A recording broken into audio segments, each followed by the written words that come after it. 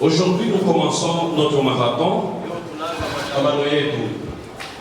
sous le thème principal, la reconnaissance. Amen. Amen. Amen. Amen. Nous allons faire notre lecture des bases. C'est la même lecture qu'on nous a lue aussi à la Sainte-Seine. Dans l'évangile selon Luc, chapitre 17, nous lisons du verset 11 jusqu'au verset 19. La parole de Dieu nous dit: alors qu'il s'est rendu à Jérusalem, Jésus passa entre la Samarie et la Galilée. Comme il entrait dans un village, 10 lépreux vinrent à sa rencontre. Ils s'éteinrent à distance et se mirent à lui dire: Jésus, Maître, aie pitié de nous. Lorsqu'il les vit, Jésus leur dit: allez vous montrer aux prêtres. Pendant qu'ils y allaient, ils furent guéris. L'un d'eux, se voyant guéri, revint sur ses pas et rendant gloire à Dieu à haute voix. Il tomba le visage contre terre au pied de Jésus et le remercia. C'était un Samaritain. Jésus prit la parole et dit: les 10 n'ont-ils pas été guéris? Et les 9 autres, où sont-ils? Ne s'est-il trouvé que cet étranger pour revenir et rendre gloire à Dieu? Puis il lui dit: lève-toi, va, ta foi t'a sauvé. Nous pouvons acclamer pour la parole de Dieu.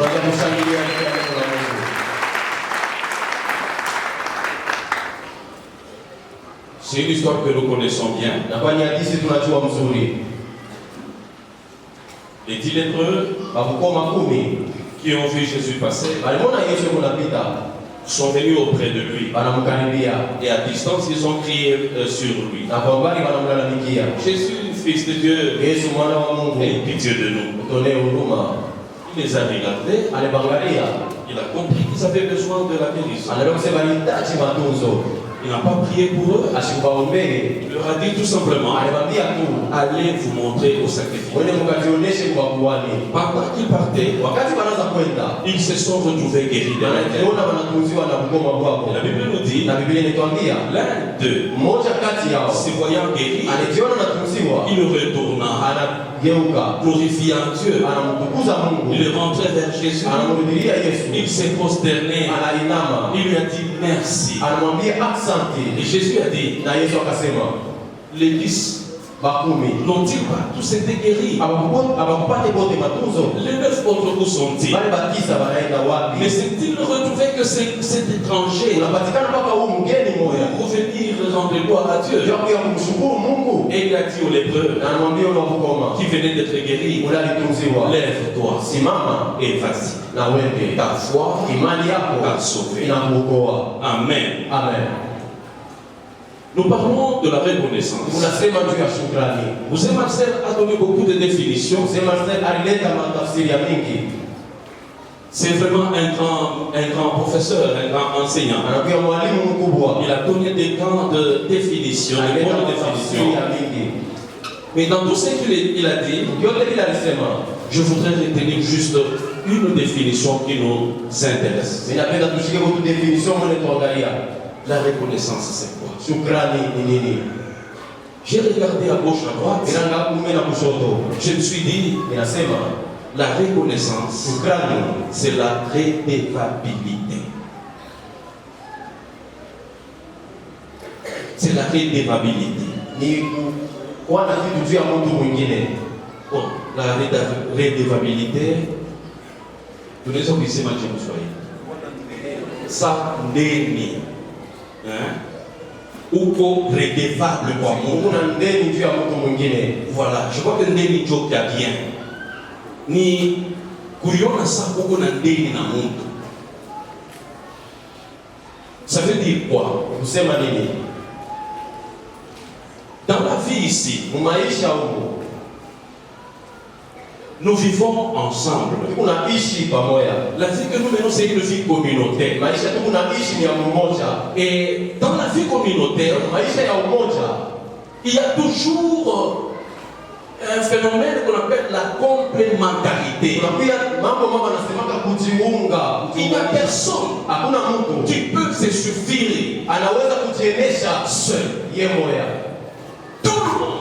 Nous avons toujours besoin les uns des autres. Et dans ce mouvement,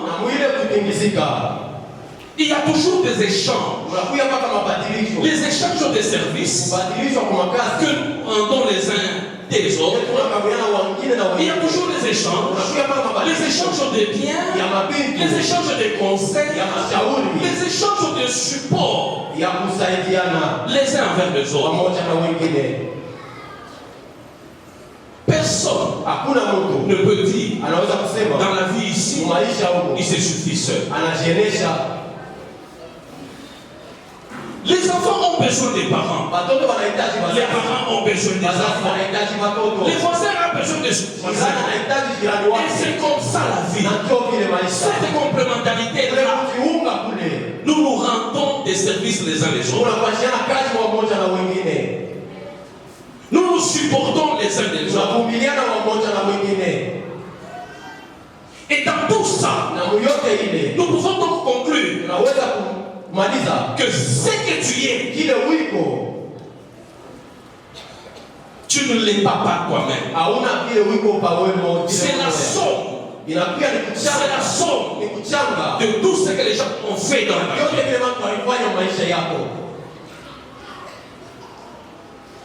Voyez voir.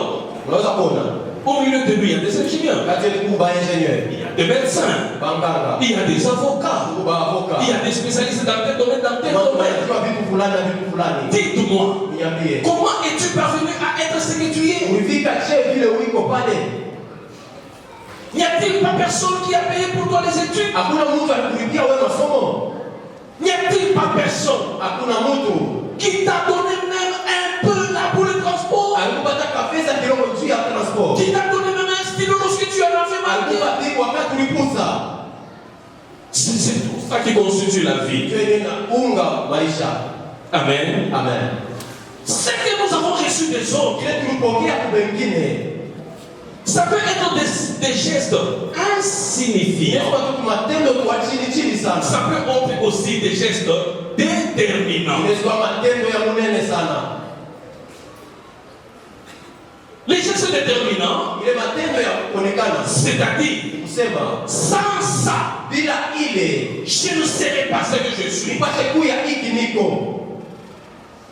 Les gestes déterminants, c'est comme, sans lui, je n'aurais pas être ce que je suis.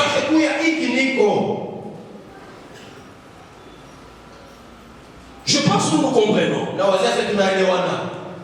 La vie est faite comme ça. Et alors, c'est pourquoi intervient maintenant cette notion de reconnaissance.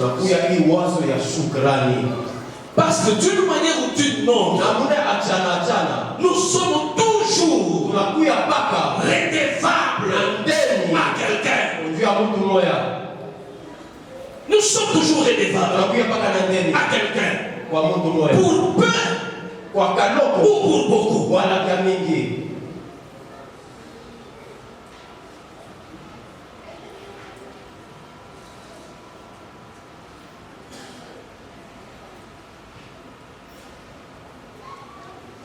Amen. Amen. Amen. Amen. Je ne sais pas si au milieu de nous, il y a quelqu'un qui peut dire, je suis ce que je suis aujourd'hui par moi-même. kupitia mimi moya. Pas mes efforts Kupitia propres. nguvu yangu mwenyewe. Mais si je regarde dans la Bible, Kama mimi naangalia mu Biblia, la parole de Dieu nous dit, neno la Mungu limetuambia il n'y a rien hakuna kitu que nous avons, kile tuko nacho que nous n'ayons reçu atukipate de Dieu. kwa Mungu. Rien Hakuna de ce que tu as, ya kile uko nacho que tu n'aies reçu na ukupate de Dieu, kutokea kwa Mungu. même en passant par quelqu'un, Hata kupitia mtu mwingine, même si hata kama tu ramasses unalokota dans la brousse, upori, c'est toujours Dieu qui te donne. ni Mungu ndio anakupa hayo. Je vais vous raconter une histoire, Nitalipa kwa hizi kidogo. parce que je voudrais choquer un peu vos cœurs, Ninapenda kugusa mbele mioyo yenu. pour que nous puissions bien nous comprendre et avancer ensemble. Tuelewane mzuri na tuendelee. C'est une histoire que j'ai encore déjà racontée ici. Hadithi mshakuikaka tena huko. Un jeune homme Kijana mmoja vient de terminer ses études. anaisha masomo yake. Il a eu la grâce de trouver un bon boulot. Anapata neema kupata kazi nzuri. Alors, Sasa il était en train de chercher une femme à épouser. unatafuta mwanamke wa kuoa.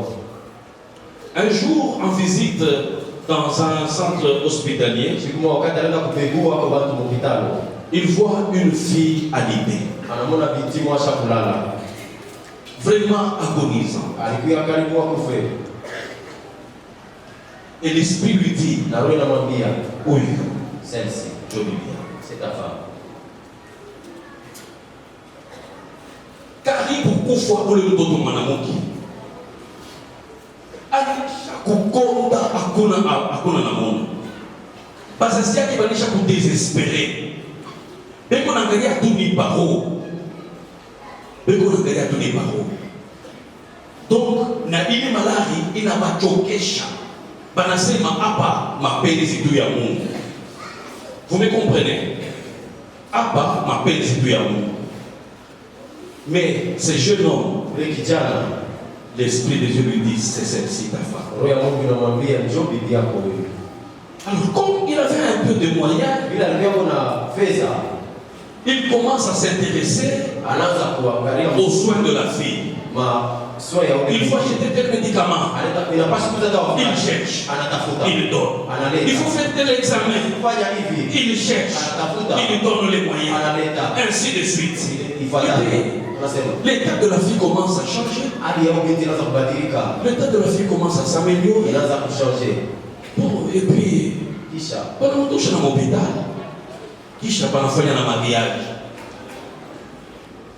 panafanya na mariage, maisha ya kugeuka,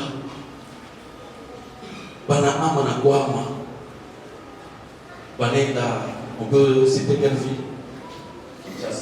Banenda Kinshasa, maisha ya uzuri, badomestiki kunyumba, nyotoka kama ni ngapi, ule mwanamke ashipambaki kukintu, vyote viko namufanyishia. Maintenant suivez. sasa mfuate. Hein? Siku moja L'homme revient ule mtu anarudia et la femme na mwanamke se tient comme ça. anivamba hivi, Kuanzia leo hauna tena bwana yako. Mimi nakuinformea sema huyu domestique Kasongo ndio bwana yako. Le domestique de sa maison. L'homme se tient sur la tête. ule mwanamke anivamba kukichwa. Il dit, tu as dit quoi? Unasema nini? Il dit, c'est ça.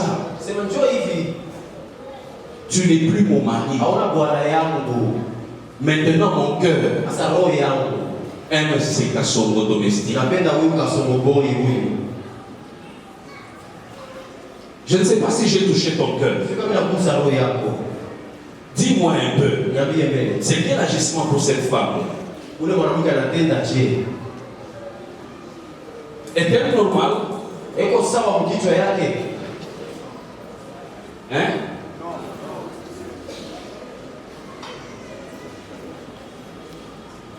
Je vais raconter cette histoire pour toucher ton cœur. Vous voyez le décret du comportement de cette femme. Qu'est-ce que vous pouvez apporter comme jugement devant cette femme?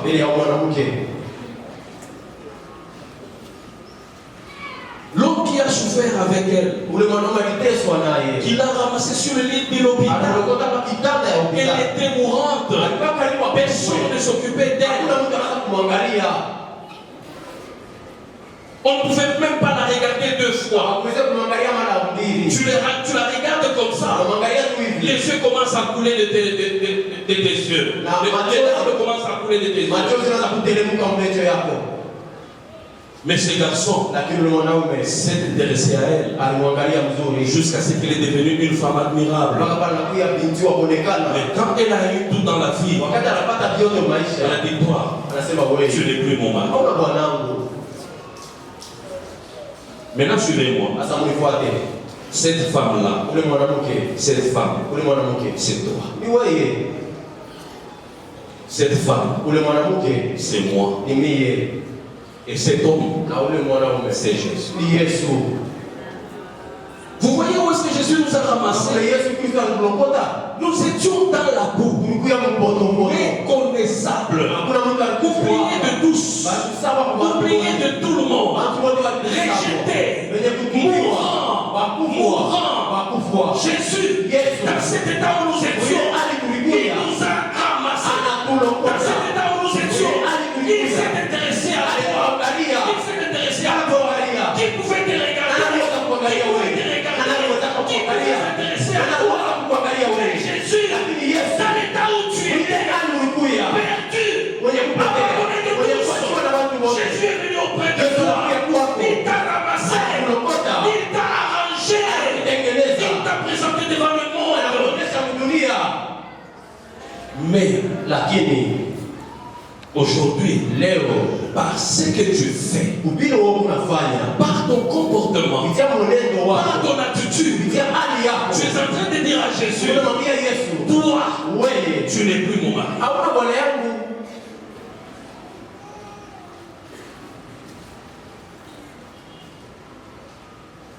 Ça, c'est ce qu'on appelle l'ingratitude.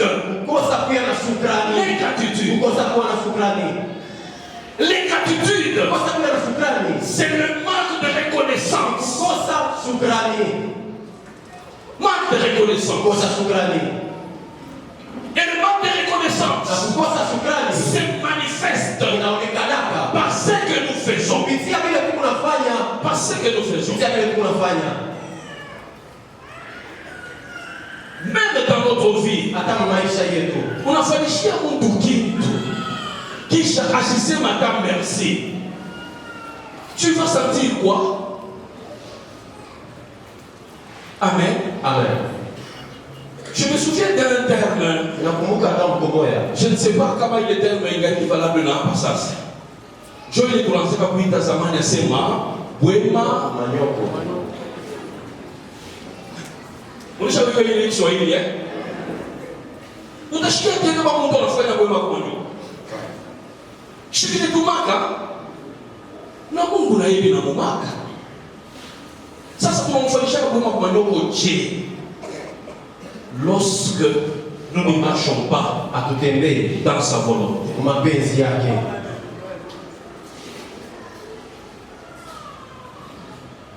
La reconnaissance a ses expressions.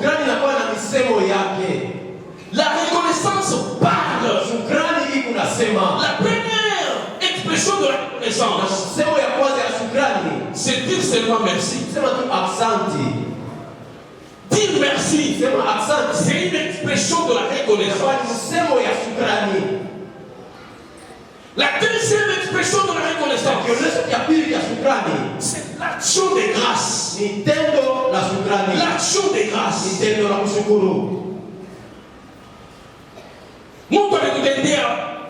kizuri. À un moment tu te dis, wakati bona sema mimi ndambele kukupigia accent. va lui dire merci. Pas de kukupigia kukupigia accent. Oh, tu vas lui dire merci. Pengine ushamwambia kankuku. Peut-être tu lui as déjà gardé quelque Peut-être chose. ushamwambia tu mafuta. Tu lui as déjà gardé quelque Peut-être chose. ushamwambia Tu kambushe. as déjà gardé une chaise. Mimi nakuya tu C'est kuremercier. juste de te remercier. Ça c'est une action de Et grâce. la prière de la shukrani. La troisième expression. Na kionyesho cha tatu. La troisième expression. Ya tatu. C'est ce que Jésus a dit Ndio Yesu alisema. dans l'histoire que nous venons de lire. Hadithi tunataka kusoma. Rends gloire à Dieu. Kumshukuru Mungu. Rends gloire à Dieu. Kumshukuru Mungu. Rends gloire à Dieu. Kumshukuru Mungu. Ça peut signifier beaucoup de choses. Unaweza kuonesha mambo ya mingi. Rendre gloire à Dieu, ça peut signifier Unaweza kusema dire à tout le monde kwambia bantu que bote ce que je suis, hiki niko c'est grâce à lui. juu ya ule. Bantu bajue. Et les gens le savent. Si je suis ce que je suis, Kama niko hivi, il dit à c'est Ouyou. à cause de celui-là. Que les gens sachent. Bantu wajue Il a donné la la voile. chaussure que j'ai mise. Ni qu'il est donné une chia. C'est lui qui m'a donné. Que les gens sachent. Bantu wajue Si aujourd'hui j'ai telle chose. kama leo niko na kitu Si fulani. aujourd'hui je suis comme ceci. Kama leo niko hivi, C'est grâce à tel. kwa ajili ya ule.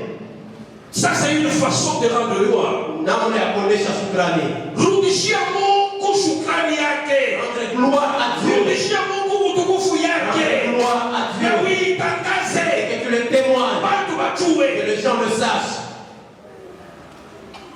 Les lépreux qui étaient guéris ici. Ule mkoma aliponesha La Bible nous dit, Biblia inatuambia il rendait gloire à Dieu. alimrudishia Mungu À haute voix. na sauti ya À Mungu. haute voix. Na sauti ya Mungu. Partout il passait. Watu wanaanza Il kupita. disait, Anaanza kusema si je suis guéri, c'est grâce à Jésus. kwa ajili ya Yesu. Je suis guéri, c'est grâce à Jésus. Kwa ajili ya Yesu. Moi j'étais lépreux, mais on va les regarder.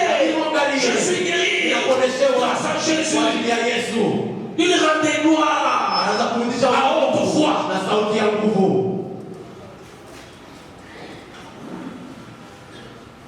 Une autre façon de rendre gloire, Namna nyingine ya kurudisha utukufu c'est de conserver ni kuchunga ce que tu as reçu. kile ulipokea. Amen. Moi je me demande, Mimi najiuliza parce que cette histoire kwa sababu hii hadithi que Jésus a racontée, Yesu aliteka. je ne sais pas si vous avez aussi compris. Sio kama unaelewa. Iko sagirisha mkachi. C'est-à-dire, Ni kusema lorsque cette personne était rentrée, wakati ule Mungu alirudia rendant gloire à Dieu, kisha utukufu kwa Mungu, Jésus lui a dit, Yesu anamwambia lève-toi, simama, fa wende, ta foi imani yako t'a sauvé. inakuokoa. Il y a deux choses. Kwa vitu viwili, Il venait d'être guéri, anatokea kutunziwa, mais Jésus lui dit, lakini Yesu anamwambia ta foi t'a sauvé. imani yako inakuokoa. Cette parole-là, Ile msemo ile veut dire quoi? inasema nini? Ça veut dire, Kusema Jésus vient de Yesu confirmer anahakikisha sa guérison. uponyaji wake. Jésus vient d'aprouver Yesu sa anakubali guérison. uponyaji wake. Les 9 autres, Wale batisa je ne sais pas. sijue Si à lui on a dit ta foi t'a sauvé, anamwambia imani yako inakuokoa. c'est-à-dire les autres, Wengine ils ne sont pas sauvés. wakakuokolewa. Est-ce que Sema la lèpre il va nous dire, il y a des kama là unawaambia wala hapana. vous voyez, Naona rendre gloire à Dieu, kurudisha utukufu kwa Mungu c'est garder, ni kuchunga, conserver kuchunga mzuri ce qu'on a reçu. ile tulipokea.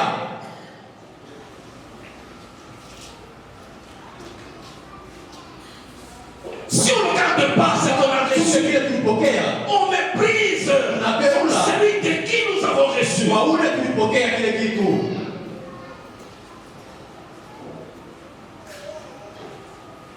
Regardez, Angalia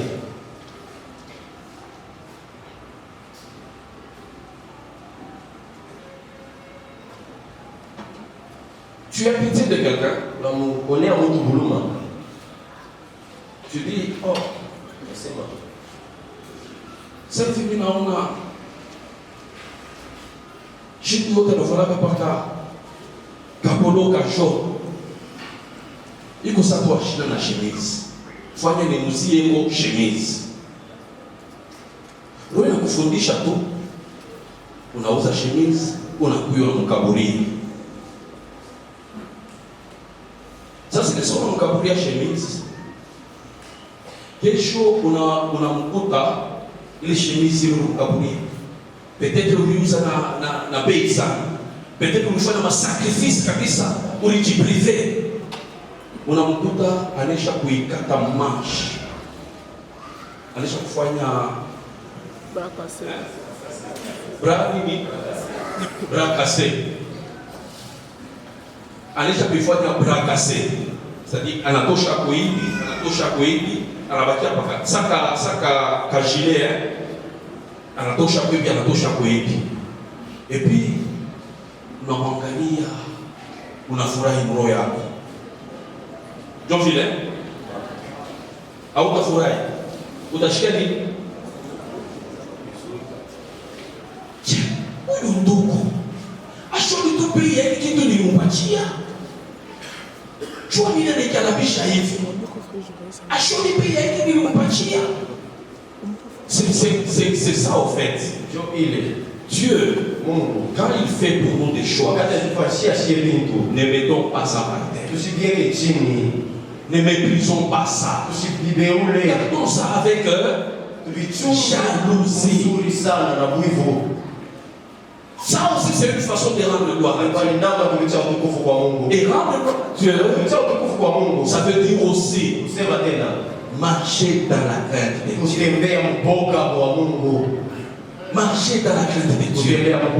Marcher dans la sanctification.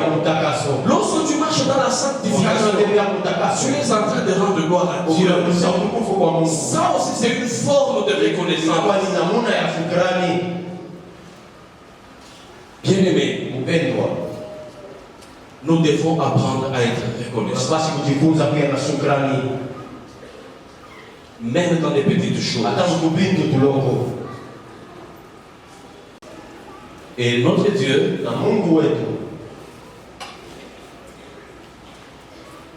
a besoin que nous puissions toujours manifester la reconnaissance.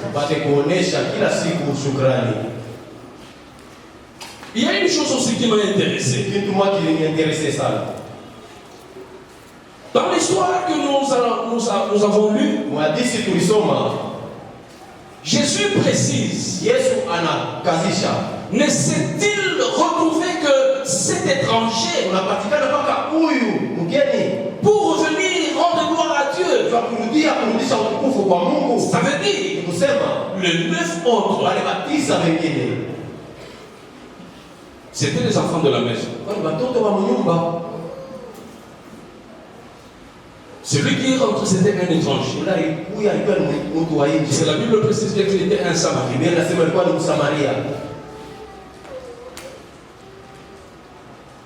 Ça veut dire quoi?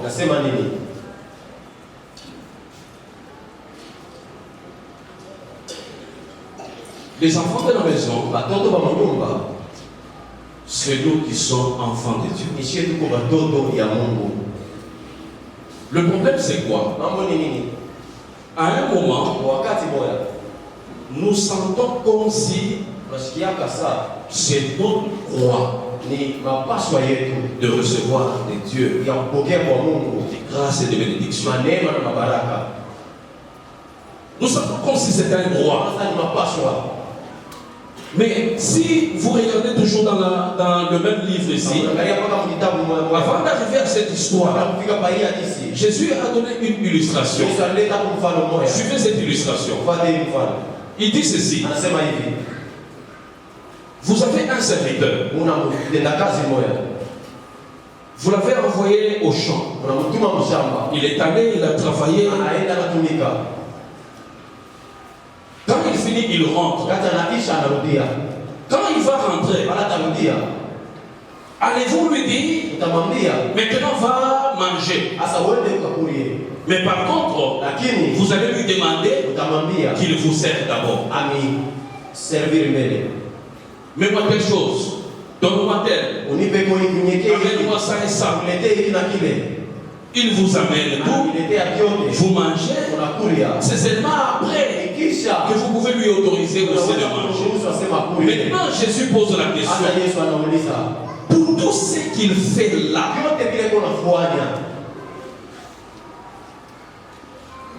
devons-nous lui être reconnaissants? Lui-même, il lui répond. Il n'a fait que ce qu'il devait faire. Il n'a fait que ce qu'il devait faire.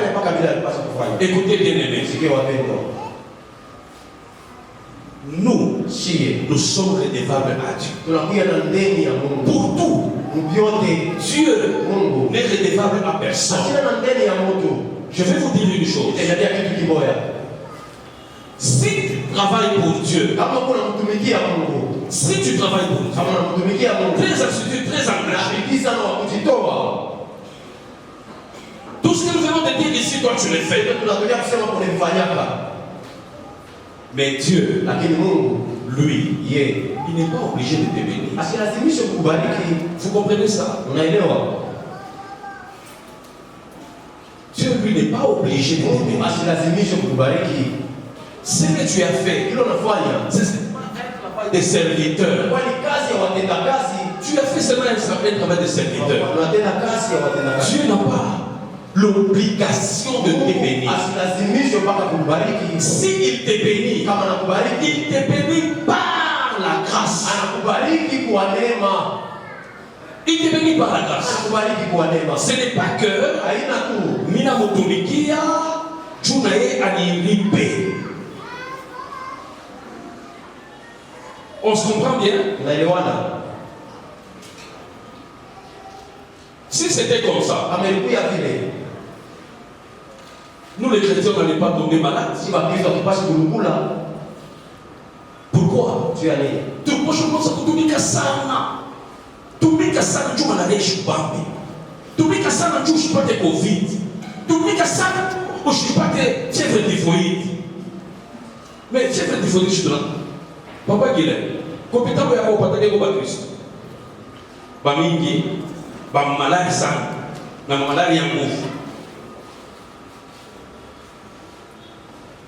Donc c'est comme ça. Kutumika kwetu kule tunamtumikia Mungu, aina tu Mungu atubariki, aina tu Mungu atutoshi. Mais kama anatubariki, kama anatutosha, ni kwa neema yake. Lakini kumtumikia kule tunamtumikia ni juu ya maripo. Écoutez, je vais vous dire une chose.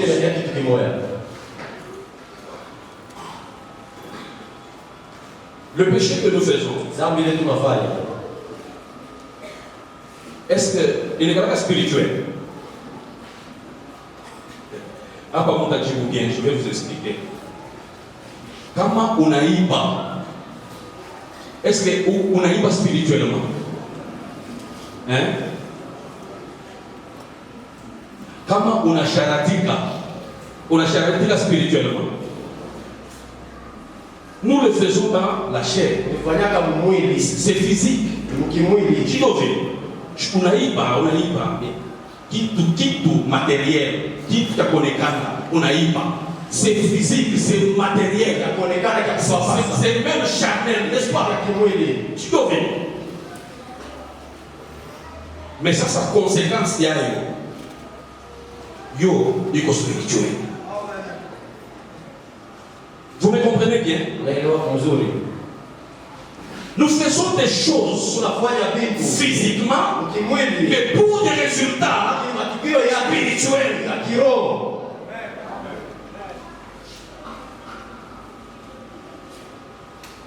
Tu fais une chose, c'est physique, c'est visible, c'est palpable, mais les résultats de ce que tu fais, ces résultats est spirituel. Ces résultats, tu ne les vois pas. C'est la même chose aussi au moment où il y a reconnaissance. Ce que nous faisons visiblement, wakonekana hivi, audiblement, wakusikia, matériellement. vitu ya kupapasa. Ça a une portée spirituelle. Inakuwa na matukio yake Ça a une kiroho. portée au-delà Inakuwa na de matukio yake ce qui est physique. na vile kunaonekana.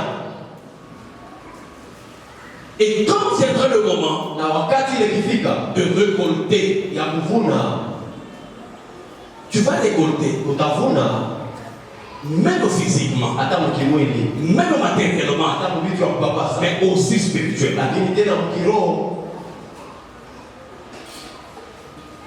Donc, bien aimé, Ni wapendwa, nous devons être reconnaissants tunapaswa kuwa na shukrani en toutes choses. vitu vyote. Cette reconnaissance Ile shukrani doit commencer d'abord entre nous. inapaswa kuanza mbele kati yetu, Entre nous. kati yetu. Tufundishe batoto tusema merci. Jo hatua ya kwanza ya reconnaissance. Si tu reçois quelque chose de quelqu'un, Wanapokea kitu kwa mtu, dis merci. sema asante.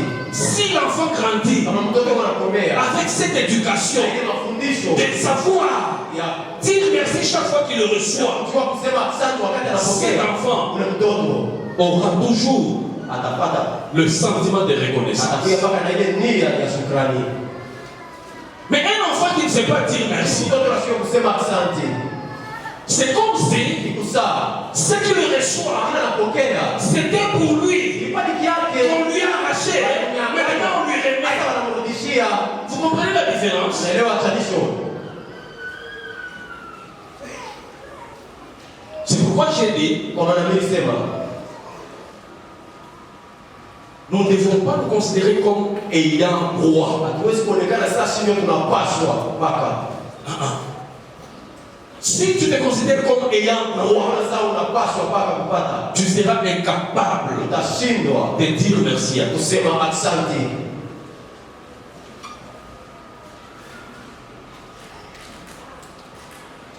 Hier, nous étions ici, Na tulikuwa hapa dans un culte de SSC. ibada ya SSC. Il y a une chorale qui était assise là-bas. Kwa hiyo ndio nilikoshikana huku. Balimba wimbo moya ilinipatia mafikiri sana. Et d'ailleurs quand il disait Kwa baraza kusema kuko badada pengine penye kulichunga sana, abakukuye na manjia ya mbaya kujelesi yao, lakini anaolewa ashina na mtoto. Kama unatoka nje mbarabara, unaona kiamajimu na mtoto, unaona mtu wa mishiwe kama ni waje na mtoto. Huu mwingine alikuwa na maisha ya kulukaluka, maisha ya mbalapala, me anapata ndoa, anazala facilement. Me ule alinichunga, anapata ndoa lakini ashipate mtoto. Vous comprenez ça? Et puis mwile mwimbo yabo jo banaweka kuna karefre kama yasema Mungu ili bintu bikuche. Maintenant mimi na mimi ile question ile. Mimi nenda nayo mimi nasema Mungu ili bintu bikuche. Na Mungu ananionyesha sema mukila mambo tushukuru Mungu.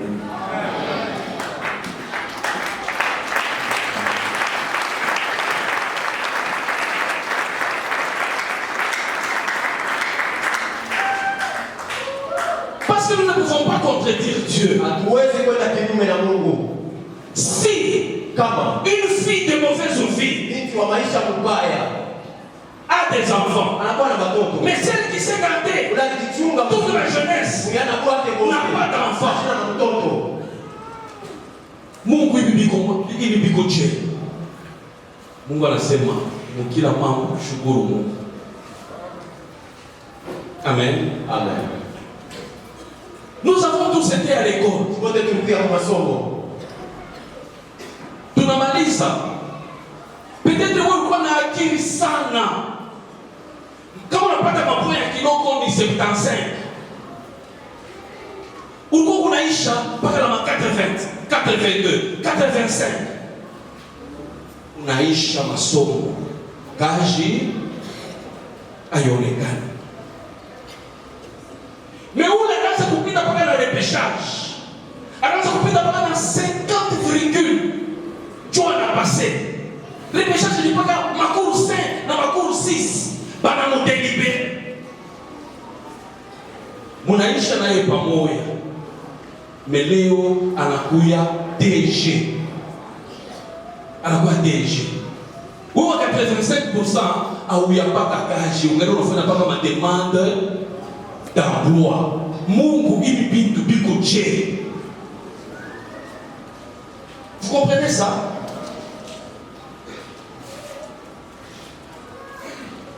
Même dans des cas pareils, shukuru tout le monde. Parce que les voies de Dieu ne sont pas les voies des gens. Si toi tu t'énerves contre Dieu, tu te dis non. Mimi shtamshukuru Mungu. Tu as gagné ou l'on a 50, Léo dans la couille à DG, mimi inaanza kuisha na 85, ni gagné qui chômeur. Dieu risque de te mettre là-bas. Comme il avait fait avec Job, vous comprenez? Anamweka pale. Anaanza kumwonyesha Job asema. Pale nilianza kuumba mbingu na dunia. Pale nilianza kuweka mipaka ya dunia. Mimi naomba jua, mimi naomba mwezi, mimi naomba vyote. Ulikuwa wapi juu ya kunishauri? Où est-ce que tu étais pour me conseiller? Quand j'ai créé les cieux et la terre, quand je mettais les limites de la terre, tu étais où pour me dire Mungu hapana, paifashi kama ulifanya hivi, paifashi unafanya mubaya, il fallait. Tu étais où?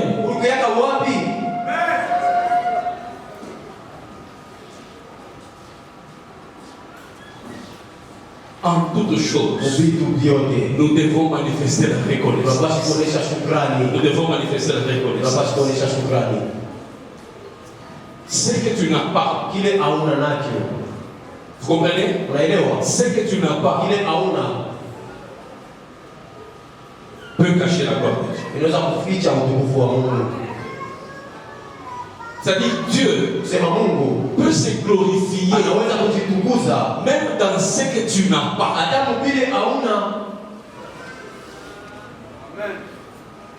Kumbe shukuru tu Mungu. Unapata shukuru, haupati shukuru. Unalamuka shukuru, unagonjwa shukuru.